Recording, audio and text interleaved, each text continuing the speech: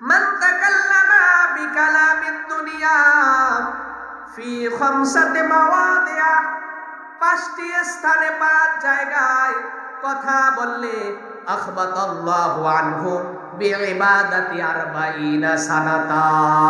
পাঁচ জায়গায় যদি বান্দা কথা বলতে চায় তাহলে বান্দার আমলনামা থেকে 40 বছরের ইবাদত কেটে নেওয়া হবে। প্রথম নাম্বার হচ্ছে রাসূল বলতেছেন ফিল মসজিদি, যদি আপনি মসজিদের ভিতরে প্রবেশ করেন, মসজিদের ভিতরে যদি আপনি ঢোকেন, তখন আপনি স্টপ থাকবেন, কথা বলতে পারবেন না।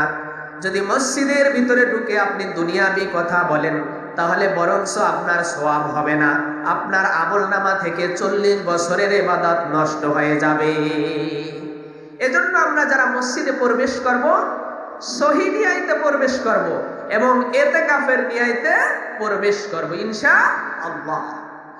দ্বিতীয় নাম্বার হচ্ছে ফি তিলাওয়াতিল কুরআন, বান্দা যখন কুরআনুল কারীম তেলাওয়াত করে, সেই কুরআনুল কারীম তেলাওয়াত করার সময় যদি আপনি কথা বলতে চান, আপনি যদি কুরআনুল কারীম তেলাওয়াত করার সময় কথা বলেন তাহলে আপনার আমলনামা থেকে 40 বছরের ইবাদত মাইনাস করে দেবে। তৃতীয় নাম্বার হচ্ছে ফি ওয়াক্তিল আযান, যখন মুয়াজ্জিন সাহেব আযান দেবেন, মুয়াজ্জিন সাহেব যখন আল্লাহু আকবার বলে আযান দেয়, তখন আপনি স্টপ থাকবেন, আপনি চুপ থাকবেন। যদি আপনি মুয়াজ্জিন সাহেব আযান দিতেছেন কিন্তু আপনি কথা বলতেছেন দুনিয়াবি কথা, তখন আপনার আমলনামা থেকে 40 বছরের ইবাদত মাইনাস করে দেবে। কয় বছরের? 40 বছরের ইবাদত মাইনাস করে দেবে। প্রথম নাম্বার কি? ফিল মসজিদি, মসজিদের ভিতরে। দ্বিতীয় নাম্বার কি? ফি তিলাওয়াতিল কুরআন, কুরআন তেলাওয়াতের সময়। এখন আল্লাহ রাব্বুল আলামিন আবার বলতেছেন ওয়া ইযা কুরিয়াল কুরআনু ফাসতামিউ লাহু ওয়া আনসিতু লাআল্লাকুম তুরহামুন। আল্লাহ রাব্বুল আলামিন বলতেছেন, যখন কোন বান্দা কুরআনুল কারীম তেলাওয়াত করে, কুরআনুল কারীম পাঠ করে, তখন তোমরা শ্রবণ করো এবং চুপ থাকো। শ্রবণ করতে হবে এবং চুপ থাকতে হবে। এখন আসেন চতুর্থ নাম্বার হচ্ছে ফি মাজলিসিল উলামা, উলামায়ে কেরামদের মজলিস। যেমন এটা এখন উলামায়ে কেরামদের যে মজলিস করা হলো, এই উলামায়ে কেরামদের মজলিসে কোনো কথা বলা যাবে না। আপনি আসছেন আমল করতে, যখন আপনি কথা বলতেই থাকেন, দুনিয়াবি কথা বলতেই থাকেন, তখন আপনার আমলনামা থেকে 40 বছরের ইবাদত মাইনাস করে দেবে।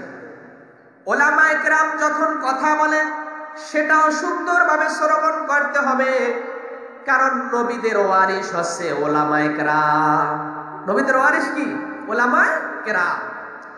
পঞ্চম নাম্বার হচ্ছে ফি জিয়ারাতিল কুবুর, কবর জিয়ারতের সময় যখন আপনি আপনার বাবার কবরের পাশে, মায়ের কবরের পাশে, আপনার দাদা দাদি আত্মীয় স্বজনের কবরের পাশে গিয়ে যদি জিয়ারত করেন, যদি সেই কবর জিয়ারতের সময় আপনি কথা বলেন, তাহলে আপনার আমলনামা থেকে 40 বছরের ইবাদত মাইনাস করে দেবে। আমরা এই 5 জায়গায় কথা বলবো না। কবর জিয়ারত হচ্ছে সুন্নাহ। কবর জিয়ারত কি? সুন্নাহ। রাসূলুল্লাহ সাল্লাল্লাহু আলাইহি ওয়াসাল্লাম বলেন, নাহাইতুকুম আন জিয়ারাতিল কুবুরি ফাজুরুহা। রাসূল বলেছেন, আমি এক পর্যায়ে তোমাদেরকে কবর জিয়ারত করতে নিষেধ করেছি, কিন্তু তোমরা এখন কবর জিয়ারত করো। প্রথম অংশ মানসুখ হয়ে গিয়েছে, আমল বাতিল হয়ে গিয়েছে। পরে বলতেছে ফাজুরুহা, এখন তোমরা কবর জিয়ারত করো। সুবহানাল্লাহ। এখন তোমরা মা বাবা আত্মীয় স্বজন ওস্তাদ পীর মা সাহেব তাদের কবর জিয়ারত করো। কবর জিয়ারত করা এটা হচ্ছে সুন্নাহ।